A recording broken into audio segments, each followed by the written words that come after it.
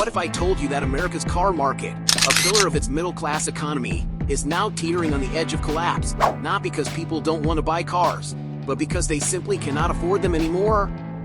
That the very policies touted to save U.S. jobs might actually be driving the industry and millions of consumers toward a financial cliff? In this video, we're pulling back the curtain on the complex web of tariffs, pricing pressures, and consumer distress that's reshaping America's automotive landscape like never before.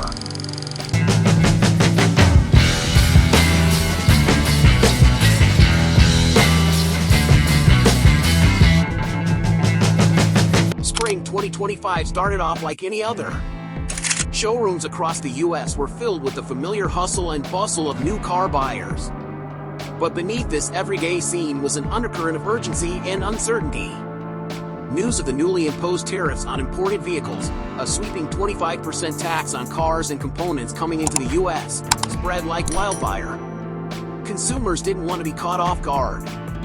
They rushed to dealerships to beat the price hikes that experts said were inevitable once the tariffs kicked in.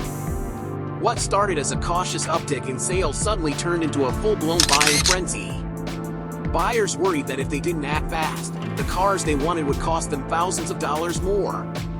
For a moment, sales surged. March saw numbers jump to the highest in over 4 years. General Motors even reported a 17% year-over-year increase in vehicle sales. But this was a classic case of demand pulled forward, like a sugar rush that quickly turned into a crash. By May, the craze had subsided, and sales plunged nearly 10%, marking the sharpest decline in over a year. The market shifted from frenzied excitement back to uncertainty and caution almost overnight. The root cause behind this crash is simple but harsh: the unaffordability of cars. Let's break down the numbers. In 2025, the average price for a new vehicle reached just under $50,000. For those considering a used car, even a model just 3 years old could cost upwards of $30,000.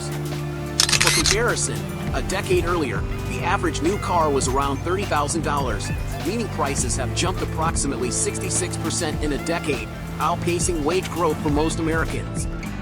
For many, these sticker prices are just the starting point. Monthly car payments, factoring in loans and interest, have soared. The average monthly payment for a new car is now around $750, while used cars demand roughly $540 per month. These are steep sums, especially when set against stagnant wages and rising costs in other areas like housing and healthcare. The financing crunch is just as grim. To keep those monthly payments manageable, buyers are locking themselves into longer loans, sometimes as long as 84 months or 7 years. While extended terms make monthly payments lower, they also keep consumers in debt longer and increase the total amount paid over time. Interest rates on auto loans have surged as well. The average annual percentage rate, APR, for new car loans hovers near 9%, while used vehicles often come with rates closer to 14%. For borrowers with less than perfect credit, often called subprime borrowers, these rates can climb to as much as 21%, meaning thousands more in interest costs over the life of the loan. All this leads to a severe problem: loan delinquencies and repossessions have skyrocketed. By early 2025, 6.6% of subprime borrowers were at least 60 days behind on payments, the highest delinquency rate ever recorded in this category. Overall, 30-day delinquency rates across all auto borrowers have passed 3.5%. These figures suggest that a significant portion of car buyers are struggling to keep up with payments, an omen for deeper economic stress. Now, let's get into the policy side of this story. In April 2025, the Trump administration fully enforced a 25% tariff on imported vehicles and their parts. This was layered on top of existing tariffs on steel and aluminum imports, tariffs that had doubled to 50%. The result? A dramatic increase in costs across the board for automakers who rely heavily on these global supply chains. Industry analysts were quick to sound the alarm. Goldman Sachs predicted that tariffs could raise prices by anywhere from $5,000 to $15,000 per imported vehicle, depending on the brand and model. Steel and aluminum tariffs alone might tack on an additional $400 to $3,000 per vehicle. And here's the kicker: even cars that are American-made aren't immune. The notion that you can simply switch to an American-made vehicle to dodge these price increases is a myth. The modern car is a marvel of global engineering. On average, less than half the value of a car sold in the US comes from parts manufactured in North America.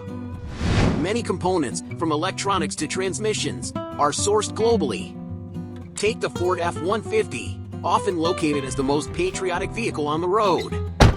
According to the National Highway Traffic Safety Administration, NHTSA, only about 32% of its parts are made in the US or Canada. The rest come from all over the world: Europe, Asia, Mexico.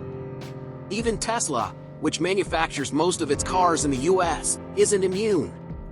The company's Model Y, rated by some as the most American-made vehicle in 2023, still contains roughly 30% foreign parts.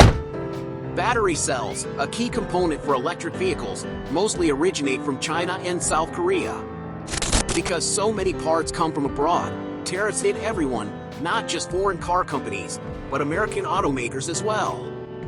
The tariffs created a ripple effect throughout the entire industry.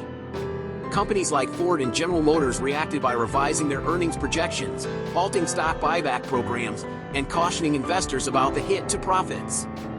Ford warned of a $500 million pre-tax earnings loss just from tariff-related pressures. Volkswagen reported a 29% drop in second quarter profits, attributing much of the decline to the cost of U.S. tariffs. Volvo announced a layoff of 3,000 employees, directly tied to the financial pressures imposed by tariffs. Beyond the corporate level, the tariffs hit ordinary workers and communities. The U.S. automotive sector supports around 10 million jobs, from factory workers to dealership employees. States heavily reliant on auto manufacturing, like Michigan, Ohio, Alabama, Kentucky, and Tennessee, face severe exposure. University of Michigan economists forecast a 1.8% decline in production over the next 5 years due to these combined economic pressures, which could translate into 3,300 job losses in Michigan alone, and potentially 3 times as many in related industries. This fallout extends further. The total amount of auto loan debt in the U.S. has ballooned to $1.65 trillion, now even higher than student loan debt. Rising loan defaults represent a systemic risk, threatening banks, credit unions, lenders, and investors who hold securities backed by auto loans.